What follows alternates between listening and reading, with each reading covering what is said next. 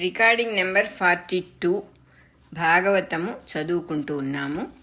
దేహము విడుచువాడు చేయవలసిన సాధనము అని ఇక్కడ హెడ్డింగ్ ఉంది. ధారణయందు ఇంద్రియములను మనస్సును కరిగిపోయిన స్థితి దేహము విడుచుట అంత్యకాలము అను సంకేత పదములచే పిలువబడును.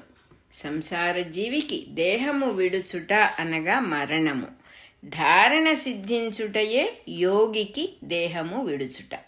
భగవంతుని యందు యోగము సిద్ధించువానికి జనన మరణములు ఉండవు. కనుక కర్మబంధమున్నంత వరకు దేహము నిలబడి అటుపైన జారిపోవును. అప్పుడు కూడా ఆ కర్మ తనది కాదు.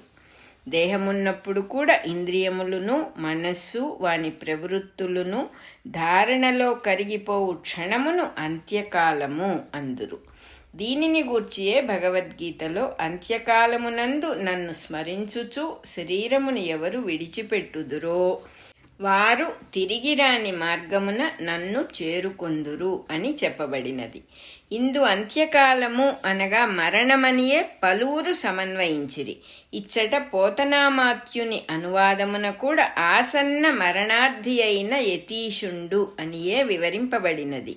మరణము ఆసన్నమైన వాడు అంతకు ముందు యతి అయి ఉన్నచో దేశకాలములను లెక్క చేయడు. ఈ దేశమున మరణము కలిగినదని చింతపడడు. ఈ కాలమున అసందర్భముగా కలిగినది అని దిగులు పడడు. అంతకు ముందు కూడా తనకు మరణం ఎప్పుడని కానీ తనకు ఆయుఃపరిమితి ఎంతని కానీ తెలియుటకు కుతూహల పడడు. అంతకు ముందే సాధన పూర్తి అయినది కనుక వెంటనే సంసిద్ధుడగును. శరీరము విడుచునట్టి భావము కలిగినంతనే భద్రాసనమున కూర్చుండును.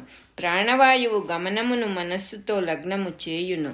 మనస్సు యొక్క వేగమును బుద్ధి బలముతో సామ్యము చేయును. బుద్ధిని క్షేత్రజ్ఞుడైన జీవుని యందు లగ్నము చేయును. జీవుని ఆత్మలో లయము చేయును. ఆత్మను బ్రహ్మమునందు కలుపును. ఆత్మ అనగా తనలో ఉన్న నేను, బ్రహ్మము అనగా సర్వములో ఉన్న నేను. ఇట్లు సర్వాంతర్యామితో ఏకమగును. శాంతుడై బ్రహ్మమునందు నిష్ట కలిగి నిలబడును. తనకున్న పనులనన్నిటినీ మనస్సు నుండి ఈ విధముగా మాయము చేయును. అప్పుడున్న స్థితి నిత్య సుఖము. ఇచట పోతనామాత్యులు ఆసన్న మరణార్థి అని అనువదించినను మూలమున శరీరలోకమును విడువదలచినవాడు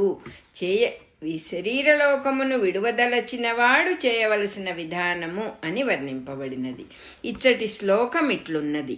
స్థిరం సుఖం చాసన మాస్థితో యతిః యథా జిహాసురిమ మంగలోకం కాలేచ దేశేచ మనో న సజ్జయేత్ ప్రాణాన్ నియచ్చేన్ మనసా జితాసుః. దీని భావమేమనగా అంగలోకమును విడువదలచినవాడు పై చెప్పిన విధముగా ఆచరించును. అంగలోకమనగా శరీరలోకము, మనస్సు, ఇంద్రియములు దీనియందు వర్తించుచున్నంతసేపును మానవుడు దేహలోకమున ఉండును. అప్పుడు అన్నమయము ప్రాణమయము కోశములలో ఉండును. అట్టివాని మనస్సునకు దేహముతో సంబంధమున్నది కనుక దేహము పోవునప్పుడు మరణము సంభవించును. అట్లుగాక ధారణ వలన మనస్సును ఇంద్రియములను ప్రాణమున లగ్నము చేసినచో మరణముతో సంబంధము లేకుండా దేహమును విడువవచ్చును. అనగా దేహ సంబంధము లేకయే తానుండవచ్చును. అప్పుడు తాను దేహమునందుండుటకు బదులు తన యందు దేహముండును. ఉన్నంతకాలముండి రాలిపోవును. అప్పుడునూ తానుండును. ఇట్లు దేహ సంబంధము విడువదలచిన వాడు సాధింపవలసిన మార్గము ఇచ్చట వర్ణింపబడినది. లేనిచో కోరి దేహమును విడువవలసిన ఆవశ్యకత యోగికెందులకు?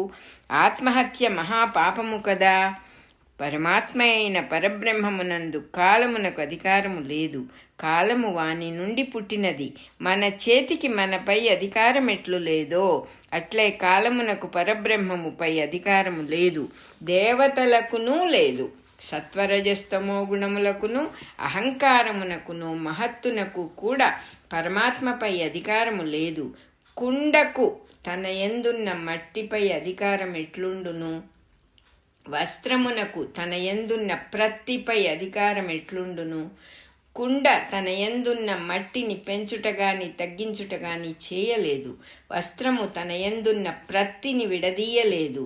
ఇట్లే దేవతాదులు తమ యందు అంతర్యామిగా ఉన్న పరమాత్మను ఏమీయూ చేయలేరు.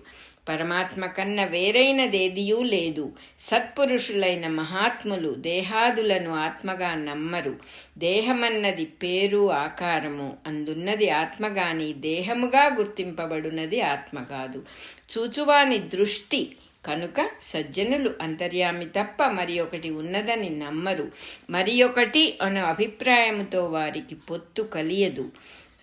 పరమాత్మను స్మరింపచేయు హరిపదమొక్కటే వారికి పూజనీయము. హరిపదము అనగా హకారముతో కూడిన నిశ్వాసమును రేఫముతో కూడిన కంఠనాదముతో జతపరచుట అనగా ఓంకారమును ఉచ్చరించుట. ప్రతి క్షణమును వారు దానినే హృదయముతో ఆలింగనము చేసుకొందురు. వారికి జీవితమంతయు విష్ణుమయము. అట్టి అనుభూతియే సమస్తమునందు ఉత్తమము అని వారికి తెలియను. ఈ విజ్ఞానమే వీరికి దృష్టిగా పనిచేయును. ఇది చాలా శక్తిమంతమై పూర్వము గల విషయ వాసనలను మిగులకుండా దగ్ధము చేయును. అటుపైన వారికి దేనియందును కోరిక ఉండదు. ఈ స్థితిలో చేయు యోగాభ్యాసమే ఫలవంతము. యోగాభ్యాసము చేయవలసిన క్రమము అని ఇక్కడ హెడ్డింగ్. పాదము మడుమతో మూలాధార చక్రమునకు ఒత్తిడి కలిగింపవలెను. ప్రాణములను నియమము చేయవలెను. ప్రజ్ఞను మూలాధారము నుండి నేర్పుతో నాభికి చేర్చవలెను. అటుపైన హృదయమునకు చేర్చవలెను. అటుపైన కంఠమున నిలుపవలెను. తరువాత అంగిలి మొదలులో నిలుపవలెను. అటుపైన భ్రూమధ్యమునకు చేర్చి చూచుట, వినుట, వాసన చూచుట, రుచి చూచుట, మాట్లాడుట నుండి విముఖుడై కోరికలు లేని మనస్సుతో నిలుపవలెను. ముహూర్తమునందు సగము భాగము 1 గడియ కాలము ఇట్లు నిలువగా ప్రాణగతులు తనకు వశమగును. అప్పుడు బ్రహ్మరంధ్రమును భేదించి పరబ్రహ్మమునందు కలియును. కాలి మడమతో మూలాధారమును నొక్కుట అనగా సిద్ధాసనమున కూర్చుండి ఆసనమునకు మర్మావయవమునకు నడుమగల నాడిని మడిమతో నొక్కుట. దీనివలన మూలాధారమునందు నిద్రాస్థితిలో ఉన్న ప్రజ్ఞ మేల్కొల్పబడును.